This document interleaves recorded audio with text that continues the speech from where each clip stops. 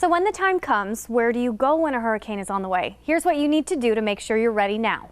When I think of planning for hurricane season, I think it starts with evacuation planning. Dr. Rick Knabb, director of the National Hurricane Center, stresses the importance of knowing if you live in an evacuation zone. Contact your local county or city emergency management agency. They can tell you if you live in a hurricane evacuation zone. This map shows the 4 different zones in Southwest Florida. People living in Zone A will likely be evacuated with any named storm coming in from the Gulf. It's most vulnerable because of its low elevation and proximity to the tidal waters. People in Zone B will likely have to leave when a hurricane heads this way. Those living in Zone C, while farther from the coast, will need to evacuate in the event of a larger hurricane.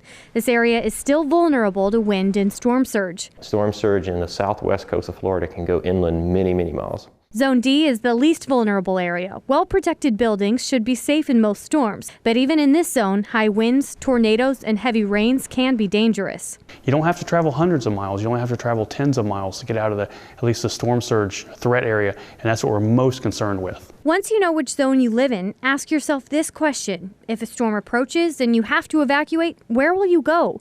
Think about going to a friend or family's house. Have your supplies, know what you're going to do, be prepared, because you'll be very thankful when that hurricane is threatening that you have done your homework and that you know what you're going to do. You know where your family is going to ride out the storm and be safe.